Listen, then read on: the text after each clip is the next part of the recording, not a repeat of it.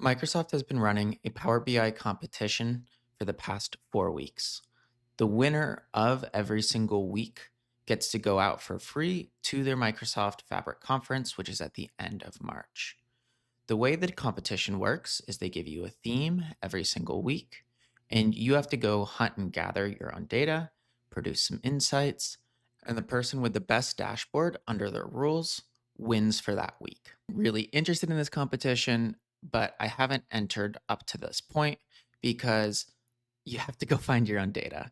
And that's a ton of work. I've got a full time day job. I've been making these videos. And so a topic would have to really interest me in order for me to go and spend the time finding my own data. Unfortunately, for my weekend plans, this week did interest me. So I spent some time thinking and putting together my own data set. The theme was nature and climate. And they recommended a few different data sets here. But when I saw this, I actually had an idea of some data that I wanted to build a dashboard around. You see, where I live, which is Portland, Oregon, the fire season seems to be getting worse and worse. It actually has gotten so bad that when I got married about a year and a half ago, we were worried that there was going to be smoke at our outdoor wedding. And it was something that we thought about when choosing a venue.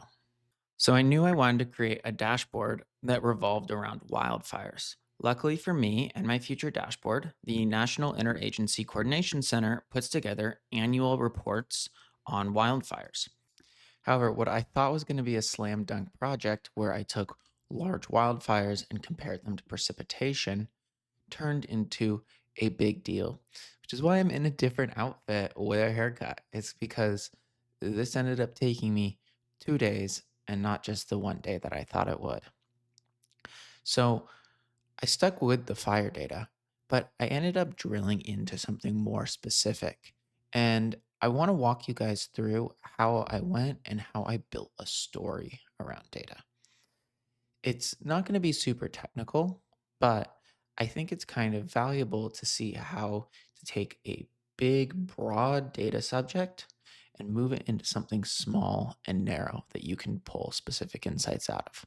So let's take a look at my dashboard and me walk you through my storytelling process.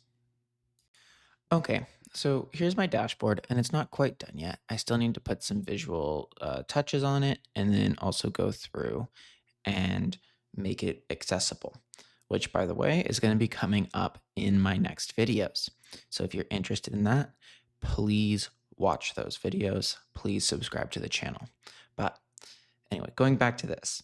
So I had this really broad data set, and the data set was essentially all large wildfires over 40,000 acres in the US, and then precipitation levels that for each one of those states for the following year. But what I quickly found was that fires are actually really complex.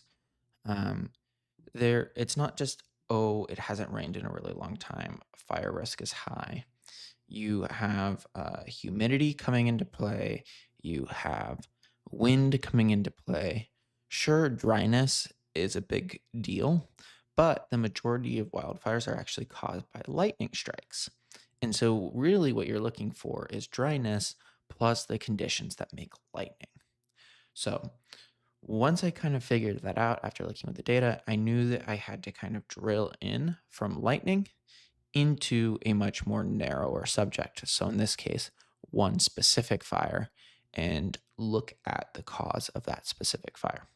So, the way I did this was I took my really big data set and I essentially made a square where you're meant to read from left to right, top to bottom. And as you move your eyes over, which is kind of how you would read a book, so it should be pretty natural, the story will kind of build and we'll get kind of a deeper and deeper and deeper look into the data. So that way I'm walking the end user all the way through, finally ending with my conclusion. So the way I took this over is I went from my really broad data set of, okay, here's all wildfires from 2019 to 2024. And if you can look, the majority of them were caused by lightning. Then going from all wildfires in the US down to just the ones in Oregon, and specifically the ones in Oregon that were over 200,000 acres, we only have 3 fires. And the largest fire was the Bootleg Fire, which is the third largest fire since 1900. Now that I've picked out a specific fire, I can drill into the weather specifically around the day that it started. So in this case, the fire was in Klamath County, and there was essentially very little precipitation leading up to the fire. So as you can tell, compared to their mean, they were down almost 10 inches. So the environment was very dry.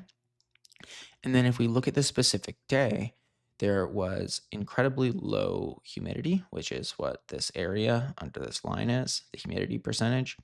And then there was really high wind speed. And wind speed is being driven by the color of these markers. And as you can see, wind speed started picking up with orange leading to higher wind speed. And so as you can see, we had this real low humidity period and really high wind speed, which is the perfect conditions for dry lightning.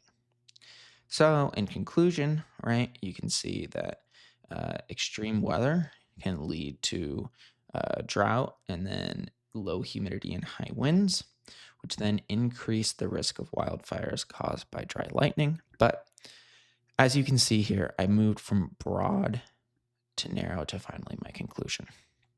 Now, speaking of conclusions and speaking of moving from big to small, what conclusion should you take from this video?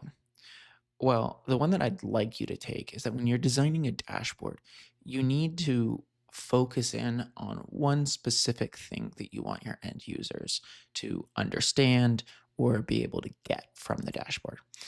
In this scenario, if I just made a really broad dashboard about fires, right, the reader or the end user of the dashboard might be really unfocused. However, because I focused in on fires, one specific fire, the causes of that one specific fire, which in this case was drought and dry lightning, you might learn something about why a fire happens. So, for example, dry lightning happens because of low humidity, a fire spreads because of wind speed and dry conditions. So, hopefully, this is a good example. If you found this content interesting, please subscribe. Feel free to check me out on LinkedIn, which is linked down in the video description. And stay tuned for more videos on this dashboard. As you saw, there's some visual tweaks that I need to make to it still to make it a little bit more fancy. I need to clean up my data model, and then I need to go through and I need to make it accessible. So, with that, thanks for watching, and I hope you have a good day.